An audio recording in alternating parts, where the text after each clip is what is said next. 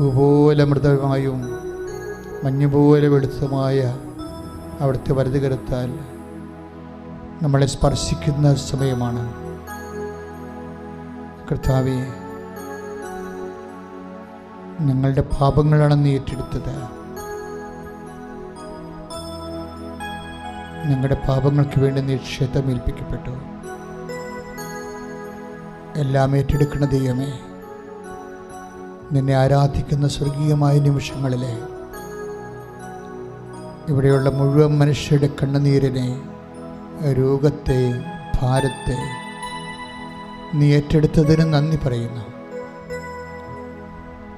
അങ്ങയുടെ അമ്മ പ്രത്യക്ഷപ്പെട്ട വിശുദ്ധമായ അൾത്താരയിലെ സമയ കടികാരം നെഞ്ചി ചാർത്തിക്കൊണ്ട് ദുരന്തമുണ്ടാകാൻ പോകുന്ന പ്രാർത്ഥിക്കണമെന്ന് ലോകത്തോട് ആവശ്യപ്പെട്ട സ്വർഗം ചുംബിച്ച ഈ വിശുദ്ധ മണ്ണിലെ അമ്മയുടെ കൂടെ ചേർന്നുകൊണ്ട് ഞങ്ങൾ അങ്ങയുടെ മധ്യസ്ഥം യാചിക്കുകയാണ്. ആയിരക്കണക്കിന് മനുഷ്യരാണ് ഉടമ്പടി എടുത്ത് പോയിരിക്കുന്നത്. ഇന്ന് ഉടമ്പടി എടുക്കാൻ വന്നിരിക്കുന്നതും പൊടിതുക്കാൻ വന്നിരിക്കുന്നതുമായ എല്ലാവരുടെയും മേലും അമ്മയുടെ നിലമേലെങ്കിൽ അവരെ സംരക്ഷിച്ചുകൊണ്ട് കണ്ണീരിൻ്റെ കാലത്ത് അവരെ സാന്ത്വനപ്പെടുത്തിക്കൊണ്ട് നിൻ്റെ പുത്രൻ്റെ മേൽ ഫലമേൽപ്പിക്കണമേ. നിൻ്റെ പുത്രൻ്റെ നാമത്തെ മഹത്വപ്പെടുത്തണമേ. ആബാ പിതാവേ, ഞങ്ങൾ അമ്മയുടെ മധ്യസ്ഥത്തിൽ യേശുനാമത്തിൽ പ്രാർത്ഥിക്കുന്നു. അങ്ങയുടെ വിശുദ്ധ വചനത്തെ അങ്ങ് മഹത്വപ്പെടുത്തണമേ. അങ്ങയുടെ പരിശുദ്ധ അമ്മയുടെ മധ്യസ്ഥതയെ അങ്ങ് മഹത്വപ്പെടുത്തണമേ. ഞങ്ങളുടെ ഏകപുത്രനായ യേശുക്രിസ്തുവിന്റെ നാമത്തെ അങ്ങ് മഹത്വപ്പെടുത്തണമേ. ഞങ്ങളെല്ലാവരെയും സാക്ഷികളാക്കണമേ. ഞങ്ങളുടെ പ്രവർത്തനങ്ങളിലെ കർത്താവേ നീ ചേർന്ന് പ്രവർത്തിച്ചുകൊണ്ട് മർക്കോസിൻ്റെ 16:20 അനുസരിച്ചുകൊണ്ട് ഞങ്ങളോട് ചേർന്ന് പ്രവർത്തിച്ചുകൊണ്ട് ഞങ്ങളുടെ പ്രവർത്തനങ്ങളെ അങ്ങ് അടയാളങ്ങൾ കൊണ്ട് സ്ഥിരീകരിക്കണമേ. യേശുവേ സ്തോത്രം, യേശുവേ നന്ദി, യേശുവേ ആരാധന. ഹല്ലേലൂയ.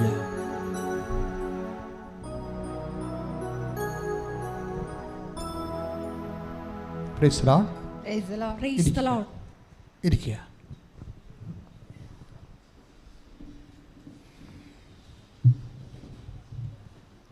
എൻ്റെ പ്രിയപ്പെട്ടവരെ,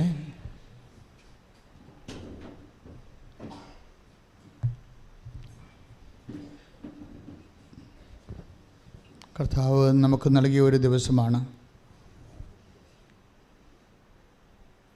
ഒരു വലിയ ബോധത്തോടു കൂടി നമുക്ക് കർത്താവിൻ്റെ വചനങ്ങൾ കേൾക്കാം. കർത്താവിൻ്റെ വചനങ്ങൾ കേൾക്കണമെങ്കിൽ പരിശുദ്ധാത്മാവിൻ്റെ പ്രത്യേകമായ ഒരു ആവാസവും അഭിഷേകവും ഉണ്ടാകണം. പ്രാർത്ഥിക്കുക. കർത്താവേ, അങ്ങയുടെ ദാനവും വാഗ്ദാനവുമായ പരിശുദ്ധാത്മാവിനാൽ എൻ്റെ ഹൃദയത്തെ ജ്വലിപ്പിച്ചുകൊണ്ട് അങ്ങയുടെ വചനം സ്വീകരിക്കാനും അത് നിവർത്തിയാക്കാനും സ്വർഗത്തിന്റെ സാക്ഷിയാകാനും എന്നെ ഉപകരണമാക്കണമേ. എപ്പോഴും നമ്മൾ ശ്രദ്ധിക്കേണ്ട ഒരു കാര്യം, ഇതെല്ലാം വർക്ക് ചെയ്യുമ്പോൾ നിങ്ങളിവിടെ വെളിച്ചം കാണുന്നു അല്ലേ? അച്ഛനെ കാണാമല്ലോ. ഇപ്പോൾ ഇവിടെ നല്ല പൂ പോലെ വെളിച്ചമാണ്. പിന്നെ നിങ്ങൾ കാറ്റ് ഏൽക്കുന്നു. ചൂടിന് അതൊരു സാന്ത്വനമാണ് അല്ലേ? പിന്നെ നിങ്ങൾ ശബ്ദം കേൾക്കുന്നു. അപ്പോൾ ചെറിയ സ്വരത്തിലാണ് ഞാൻ സംസാരിക്കണമെന്നുണ്ടെങ്കിലും നിങ്ങൾ വലിയ സ്വരത്തിൽ അത് കേൾക്കുന്നു. അപ്പം ശബ്ദം, വെളിച്ചം, കാറ്റ് ഇതെല്ലാം നമുക്ക് അനുഭവിക്കുന്നു. നമ്മുടെ അനുഭവ രോഗമാണിത്. പക്ഷേ ഇതിൻ്റെയൊക്കെ എല്ലാം ഒരു ഡ്രൈവിംഗ് ഫോഴ്സ് എന്ന് പറയുന്നത് എന്താ? ചാലകശക്തി. എന്താണത്? കറണ്ടാണ്. കറണ്ടില്ലെങ്കിൽ എല്ലാം പോകും അല്ലേ? ഏതാണ്ട് ഇതുപോലെയാണ് എല്ലാ ദൈവിക ഇടപെടലിൻ്റെയും കറണ്ടെന്ന് പറയണത് പരിശുദ്ധാത്മാവാണ്. എല്ലാ ദൈവിക ഇടപെടലിൻ്റെയും കറണ്ട്, ശക്തി പരിശുദ്ധാത്മാവാണ്.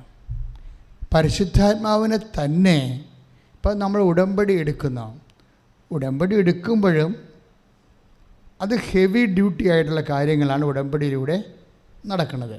ഹെവി ഡ്യൂട്ടി എന്ന് വെച്ച് കഴിഞ്ഞാൽ പുറത്ത് നടക്കാൻ സാധാരണഗതിയിൽ നടക്കാൻ ബുദ്ധിമുട്ടുള്ള കാര്യങ്ങളാണ് ഹെവി ഡ്യൂട്ടി എന്ന് പറയുന്നത്. അതാണ് ഉടമ്പടിയുടെ സ്പേസ് എന്ന് പറയുന്നത്. സാധാരണ കാര്യങ്ങളൊക്കെ നൊവേന അതുപോലെ മറ്റു തരത്തിലുള്ള ഒത്തിരി പ്രാർത്ഥനകളില്ലേ നമുക്ക്, അതുകൊണ്ട് നടക്കും. പക്ഷേ അതെല്ലാം ചൊല്ലണ പ്രാർത്ഥനകളാണ്, അല്ലേ? ചൊല്ലുന്ന പ്രാർത്ഥനകളാണ്. ഉടമ്പടി ചൊല്ലുന്ന പ്രാർത്ഥനയല്ല, പിന്നെന്ത് പ്രാർത്ഥനയാണ്? ചെയ്യുന്ന പ്രാർത്ഥനയാണ്. അതാണ് വിഷയം. അതുകൊണ്ടാണ് ഹെവി ഡ്യൂട്ടി ആകുന്നത്. കഴിഞ്ഞ ദിവസങ്ങളിലെ ഒരു ചേച്ചി സാക്ഷ്യം പറഞ്ഞു വയനാട്ടിൽ നിന്ന്. അവരുടെ വിഷയം എന്ന് വെച്ച് കഴിഞ്ഞാൽ അവരുടെ 6 കൊല്ലമായിട്ട് ഇവരുടെ കുഞ്ഞ് മകൻ, അതിന് എന്താ 6-7 വയസ്സുണ്ട്. ഈ മകൻ ഒരു പ്രത്യേക രോഗമാണ്. എന്താണ്? പെട്ടെന്ന് തെറിച്ച് പോയി വീഴും താഴെ.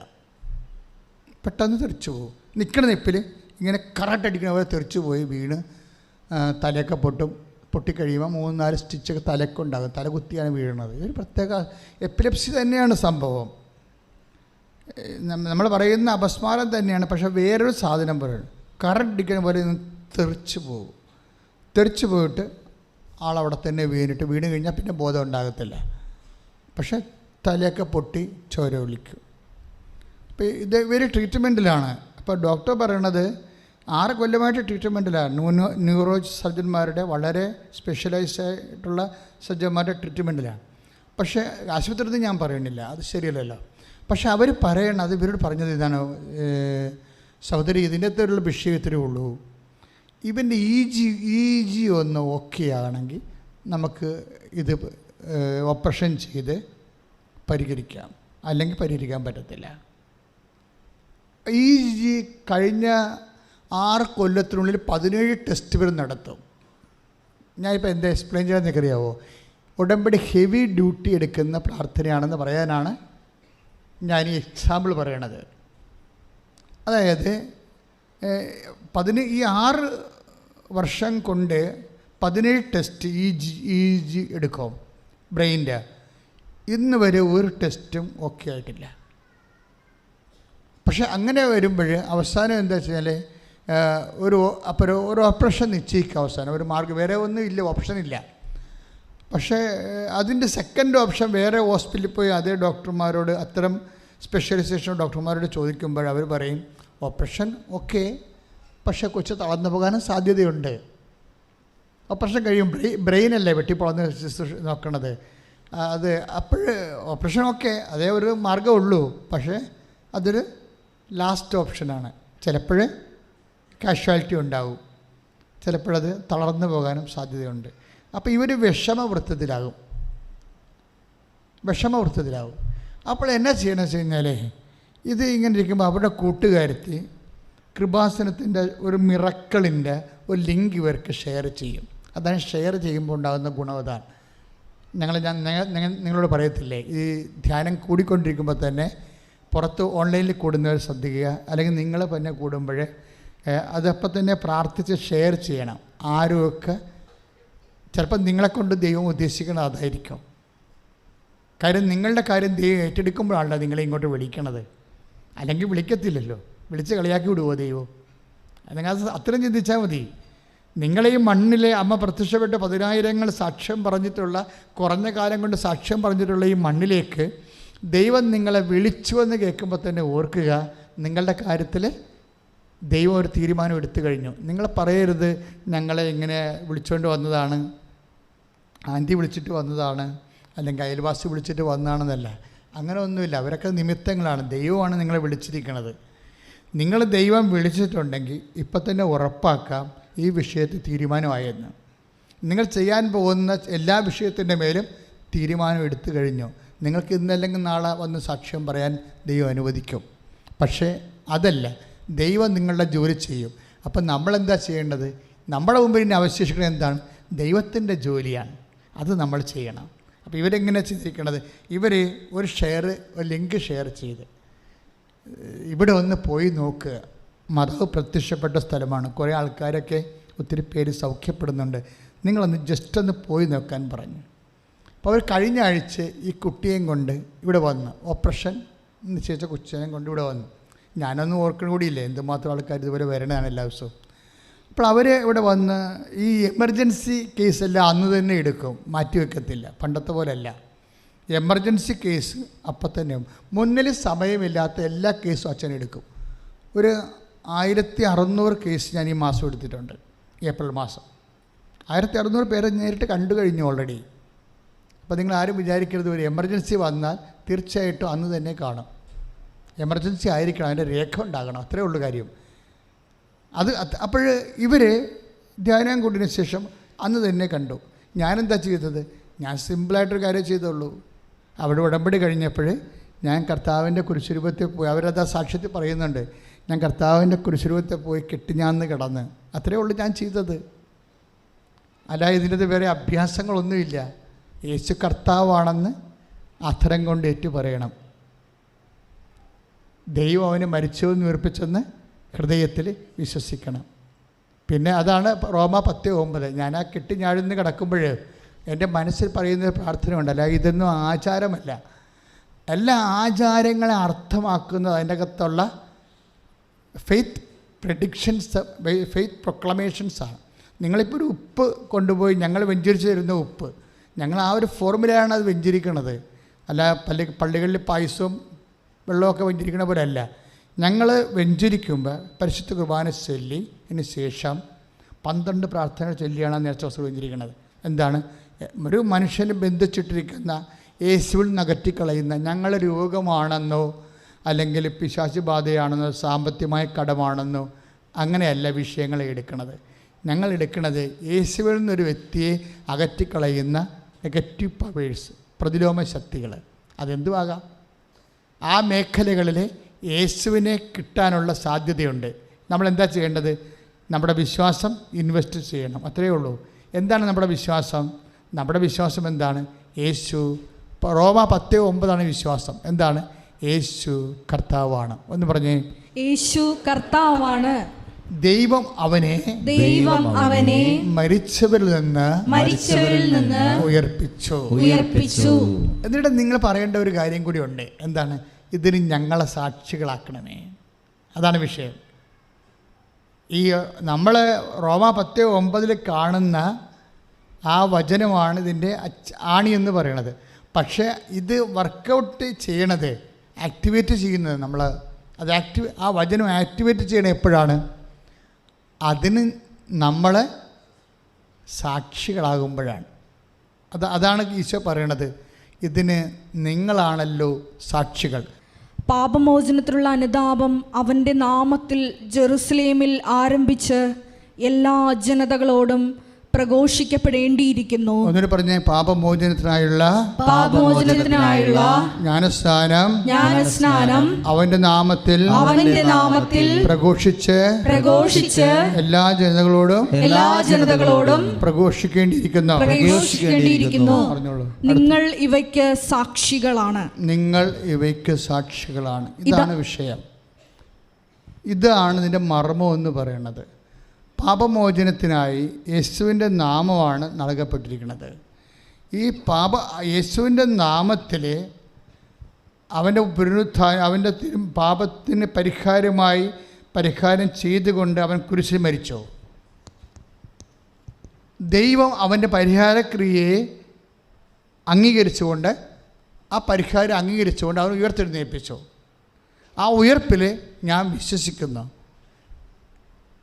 ആ ഉയർപ്പിൽ നമ്മൾ വിശ്വസിക്കുമ്പോൾ ആ ഉയർപ്പ് നമുക്ക് അവകാശവും ഓഹരിയുമാകുന്നു. അങ്ങനെയാണ് നമ്മൾ നിത്യമായിട്ട് ജീവിക്കുന്നത്. അതൊന്നിന് വായിച്ചുള്ള ലൂക്കാസ് വിശേഷം. പാപമോചനത്തിനുള്ള അനുതാപം അവൻ്റെ നാമത്തിൽ ജെറുസലേമിൽ ആരംഭിച്ച് എല്ലാ ജനതകളോടും പ്രഘോഷിക്കപ്പെടേണ്ടിയിരിക്കുന്നു. നിങ്ങൾ ഇവയ്ക്ക് സാക്ഷികളാണ്. ഇതുകൊണ്ട് ഈ സാക്ഷ്യമാണ് പ്രധാനം, ഇതിന് മർമ്മം. അതായത് നമ്മൾ ഗൺ പോയിന്റിൽ നിർത്തേണ്ട ഒരു വിഷയം. അതായത് മർമ്മം അറിയാതെ നമ്മൾ അഭ്യാസം കാണിച്ചൊരു കാര്യമില്ല. എല്ലാ വിശ്വാസത്തിനും അതിൻ്റെ മർമ്മങ്ങളുണ്ട്. ഒരു മർമ്മം ഇതാണ്. എന്ന് വെച്ച് കഴിഞ്ഞാൽ എന്താണ്? യേശു കർത്താവാണ്. ഒന്ന് പറഞ്ഞേ, യേശു കർത്താവാണ്. റോമ 10:9 യേശു കർത്താവാണ്. യേശു കർത്താവാണ്. ദൈവം അവനെ മരിച്ചവരിൽ നിന്ന് ഉയർപ്പിച്ചു. അതുകൊണ്ട് തന്നെ അവന്റെ നാമത്തില് പാപമോചനം ലഭിക്കുന്നു. പാപമോചനം അവന്റെ നാമത്തിൽ ലഭിക്കുന്നു. പിന്നെ എന്താ അതിൻ്റെ അത് കൂടെ വരുന്നത്? ഇവയ്ക്ക് പുനരുത്ഥാനത്തിന് ഇവയ്ക്ക് നിങ്ങളാണല്ലോ സാക്ഷികൾ. അപ്പോൾ നമ്മളെന്താ പ്രാർത്ഥിക്കേണ്ടത്? യേശു കർത്താവാണെന്നുള്ളതിന് എന്നെ സാക്ഷിയാക്കണമേ. എന്ന് കൈ നെഞ്ചെത്തിച്ച് പ്രാർത്ഥിച്ചേ. യേശു കർത്താവാണെന്നുള്ളതിന് എന്നെ സാക്ഷിയാക്കണമേ. ദൈവം അവനെ മരിച്ചവരിൽ നിന്ന് ഉയർപ്പിച്ചു എന്നുള്ളതിന് എന്നെ സാക്ഷിയാക്കണമേ. അപ്പൊ എന്നെ സാക്ഷിയാക്കണമേ എന്ന് വെച്ച് കഴിഞ്ഞാൽ എൻ്റെ അർത്ഥം എന്താണ്? ഞാൻ കണ്ടതാണ്, ഞാൻ കേട്ടതാണ്, ഞാൻ അനുഭവിച്ചതാണ് എന്ന് പറയാൻ ഞങ്ങൾക്കൊരനുഭവം തന്നെ. നമ്മൾ ദൈവത്തോട് ചോദിക്കണത് എന്താണ്? ഞങ്ങളെ അനുഗ്രഹിക്കണമേ, അല്ലേ? ലുത്തീനിയായിൽ എന്താണ് നമ്മൾ പറയണത്? ഞങ്ങളെ മിശിഹായെ ഞങ്ങളെ അനുഗ്രഹിക്കണമേ, പരിശുദ്ധാത്മാവെ ഞങ്ങളെ അനുഗ്രഹിക്കണമേ. ഇങ്ങനെ അനുഗ്രഹിക്കണമെന്നുണ്ടെങ്കിൽ വെറുതെ ഇങ്ങനെ ഒരു ജന്മം മുഴുവൻ അനുഗ്രഹിക്കണമെന്ന് പറഞ്ഞിരുന്നു കഴിഞ്ഞാൽ ഒരു പണി നടക്കത്തില്ല. ഇതിൻ്റെ വർക്ക് അതെങ്ങനെ അനുഗ്രഹിക്കണമെന്ന് അറിയണം. എന്തിനനുഗ്രഹിക്കണം, എങ്ങനെ അനുഗ്രഹിക്കണം, അതിൻ്റെ മെക്കാനിസം എന്താണെന്ന് അറിയേണ്ടത് കാര്യങ്ങൾ ചെയ്യാതെ അനുഗ്രഹിക്കണമേ. ഈശോ കറണ്ട് വന്നില്ലല്ലോ, എപ്പോൾ വരുമോ, KCBക്കാർ സമരമാണോ എന്നൊക്കെ പറഞ്ഞപ്പോൾ ഏതും പിറക്കും പിച്ചിമ്പയും പറഞ്ഞിരിക്കുന്നവർക്ക് പറയേണ്ടത് 2 ചെമ്പരത്തിപ്പൂ കൂടി വെച്ചുകൊണ്ടിരുന്നാൽ മതി, വേറെ കാര്യങ്ങളൊന്നുമില്ല. പക്ഷേ ഇതിൻ്റെ പ്രശ്നം എന്ന് പറയണത് നിങ്ങളെ അനുഗ്രഹിക്കണമെന്ന് ചോദിക്കുമ്പോൾ നിങ്ങൾക്കറിയാമല്ലോ അനുഗ്രഹത്തിൻ്റെയൊക്കെ പ്രത്യേകത എന്താണ്? പ്രഭാഷകനിലൊക്കെ നമ്മൾ വായിക്കുന്നില്ലേ? പ്രഭാഷകൻ എന്താ? അപ്പോൾ 33:17 പ്രഭാഷകൻ 33:17 എന്താ പറയണത്? കർത്താവ് എന്നെ അനുഗ്രഹിച്ചു. ഞാൻ കുറേ ബാക്കിലായിരുന്നു. കർത്താവ് എന്നെ അനുഗ്രഹിച്ചു. അതുകൊണ്ട് എന്ത് പറ്റി? ഞാൻ മുമ്പിലെത്തിയെന്ന്. Praise the Lord. അതിൻ്റെ ഈ സാക്ഷ്യം മുഴുവൻ പറയണത് കർത്താവിൻ്റെ വചനം അതല്ലേ? ഞാൻ കുറേ ബാക്കിലായിരുന്നു. എൻ്റെ റാങ്കിൽ ഞാൻ ബാക്കിലായിരുന്നു. എൻ്റെ മൊഡ്യൂൾസിൻ്റെ അകത്ത് ഞാൻ ബാക്കിലായിരുന്നു. എനിക്ക് സ്പീക്കിംഗ് കിട്ടിയില്ല. സ്പീക്കിംഗ് എനിക്ക് പറഞ്ഞിട്ട് ഒക്കണില്ല. എനിക്ക് ഭയങ്കര വിറയലാണ് പറയുമ്പോൾ. എനിക്ക് റീഡിങ് ശരിയാകുന്നില്ല. പറയുമ്പോൾ തപ്പിപ്പോകുന്നു. ഞാൻ ബാക്കിലാണ്. അനുഗ്രഹം നമ്മളെ മുമ്പിലാക്കും. ഒന്ന് പറഞ്ഞേ. അനുഗ്രഹം നമ്മളെ മുൻപിലാക്കും. അതാ സംഭവം. അപ്പം നീ പുറകെ കിടക്കുന്ന ആളാണെന്ന് വിചാരിച്ചോ? പഠിച്ചിട്ട് മനസ്സിലാവണില്ല, പരീക്ഷ വരുമ്പോൾ പെർപ്ലക്സ് ആകുന്ന പല കാര്യങ്ങൾ കൊണ്ട് സാമ്പത്തികമായിട്ട് നീ പുറകിലാണ് എന്ന് വിചാരിച്ചോ? അപ്പോൾ ഏത് വിഷയമായാലും, ഇപ്പോൾ ഈ ചേച്ചിയുടെ വിഷയം എന്താണ്? അവർ ഉടമ്പടി എടുത്തു. പക്ഷേ വൈദ്യശാസ്ത്രം പറയണത് എന്താണ്? ഒരു ഓപ്പറേഷൻ ഉണ്ട് ഇതിന്. പക്ഷെ അത് EG ഓക്കെ ആകണം. പക്ഷേ EG ഓക്കെ ആയാൽ പിന്നെ ഓപ്പറേഷൻ്റെ ആവശ്യം പോലും ഉണ്ടാകത്തില്ല. ഇവൻ പിന്നെ ഒരിക്കലും വീഴത്തില്ലെന്ന് പറയും. പക്ഷേ EG ഓക്കെ ആകണില്ല. അപ്പം അത് കൊണ്ട് എന്ത് ചെയ്യും അവർ ഒരു ഷെയർ ചെയ്യും. ആ സമയത്ത് അവരുടെ കൂട്ടുകാരത്തി കൃപാസനത്തിൻ്റെ ഒരു ലിങ്ക് അയച്ചു കൊടുക്കും. അപ്പോൾ അവരത് ലിങ്ക് കണ്ടപ്പോൾ കുറേ സാക്ഷ്യങ്ങൾ. കാര്യം കോവിഡിൻ്റെ സമയം 500 ദിവസം അടച്ചിട്ട കാലത്ത് പോലും 1000 സാക്ഷ്യം നമ്മൾ അപ്പ് ചെയ്തിട്ടുണ്ട്. ചിന്തിച്ചു നിങ്ങൾ. ഒരു ശുശ്രൂഷ ഇവിടെ ഇല്ല. സ്റ്റാഫ് എല്ലാ ദിവസവും ഉണ്ടാവുമായിരുന്നു. ഞങ്ങൾക്ക് സ്റ്റാഫിന് ശുശ്രൂഷകളുള്ള കാരണം, ഓൺലൈൻ ശുശ്രൂഷ ഒത്തിരി ഉള്ള കാരണം എല്ലാ ദിവസവും സാക്ഷ്യമാണ്. 65 ലക്ഷത്തോളം രൂപ ആ 2 കൊല്ലം ചിലവായിട്ടുണ്ട്. പക്ഷേ എങ്കിലും ഞാൻ കർത്താവിൻ്റെ ജോലി മുടങ്ങിയിട്ടില്ല. കർത്താവിൻ്റെ ശുശ്രൂഷ മുടങ്ങിയിട്ടില്ല. സ്വസ്ത്ര കാഴ്ചയെടുക്കാനില്ലല്ലോ, അതുകൊണ്ട് കടമായി പോകുമല്ലോ എന്ന് വിചാരിച്ചിട്ട് പേടിച്ചിട്ട് കർത്താവിൻ്റെ വേല ചെയ്യാതിരുന്നിട്ടില്ല. അത് കാരണം എന്ത് ചെയ്ത് കർത്താവ് ഓൺലൈനായിട്ട് ഇൻ്റർനാഷണൽ എല്ലാവരും അനുഗ്രഹിച്ചവരെല്ലാവരും നമുക്ക് സാക്ഷ്യം അയച്ചു തന്നു ഓൺലൈനിൽ. അതായത് നമ്മളെപ്പോഴും ദൈവത്തെ പരീക്ഷിക്കരുത്. ദൈവം നമ്മളെ പരീക്ഷിക്കട്ടെ, നമ്മൾ ദൈവത്തെ പരീക്ഷിക്കരുത്. You got the point. ആൾക്കാർക്ക് എപ്പോഴും പിന്നിൽ പോകാനൊരു കാരണം അതാണ്. ദൈവത്തെ നമ്മളെ പരീക്ഷിക്കാം. പക്ഷെ ദൈവം നമ്മളെ പരീക്ഷിച്ചാൽ തീർച്ചയായിട്ടും ദൈവം നമ്മളെ ഉയർത്തും. നമ്മളെ ദൈവം പരീക്ഷിക്കണത് എന്തിനാണ്? ദൈവം നമ്മളെ ഉയർത്താൻ വേണ്ടിയാണ്. അത് അറിയണമെങ്കിലേ നമ്മുടെ ജൂഡിറ്റിൻ്റെ ലേഖനമില്ലേ, ജൂഡിറ്റിൻ്റെ പുസ്തകത്തിലെ 8-ാം അധ്യായം 27-ാമത്തെ വാക്യം. അവരുടെ ഹൃദയങ്ങളെ പരീക്ഷിച്ചതുപോലെ അവിടുന്ന് നമ്മെ അഗ്നിയിൽ പരീക്ഷിക്കുകയോ നമ്മോട് പ്രതികാരം ചെയ്യുകയോ ചെയ്തില്ല. തന്നോട് അടുപ്പമുള്ളവരെ അവിടുന്ന് പ്രഹരിക്കുന്നത് ശാസന എന്ന നിലയിലാണ്. Praise the Lord. അതാണ് വിഷയം. That's my point. ഇപ്പം നമുക്ക് ദൈവമായിട്ടൊരു അടുപ്പമുണ്ടെന്ന് വിചാരിച്ചോ, ദൈവത്തിൻ്റെ അടുപ്പെങ്കിലും നമുക്ക് ചില കഷ്ടപ്പാടൊക്കെ വരുന്നു. അതെന്ന് പറയണത് എന്താ വെച്ചാൽ അത് നമ്മളെ പ്രൊമോട്ട് ചെയ്യാൻ വേണ്ടിയാണ്. അത് അല്ലാതെ നമ്മളെ നശിപ്പിച്ച് കളയാൻ വേണ്ടിയല്ല. അത് നിങ്ങളത് കൃത്യമായിട്ട് മനസ്സിലാക്കണം. അതായത് നീ വിശ്വാസിയായിരിക്കുമ്പോഴും കർത്താവിൻ്റെ കൂടെ ജീവിക്കുമ്പോഴും എന്തെങ്കിലുമൊക്കെ ഒരു പരീക്ഷണം വരുന്നതിൻ്റെ ഉദ്ദേശം നമ്മളെ ഉയർത്താൻ വേണ്ടിയാണ്. കറക്ഷന് വേണ്ടി, അത് കറക്ഷൻ തന്നെ നമ്മളെ ഉയർത്താൻ വേണ്ടിയാണ്. ഇത് ദൈവം എന്നും ഉപയോഗിക്കുന്ന ഒരു രീതിയാണ്. നമ്മൾ ഹെബ്രായറിൻ്റെ 12:6 വായിക്കുമ്പോഴല്ലേ, ഹെബ്രായർ 12:6 ശ്രുതികട്ടെ ഹല്ലേലൂയ, യേശുവേ സ്തോത്രം, ഹല്ലേലൂയ ഹല്ലേലൂയ.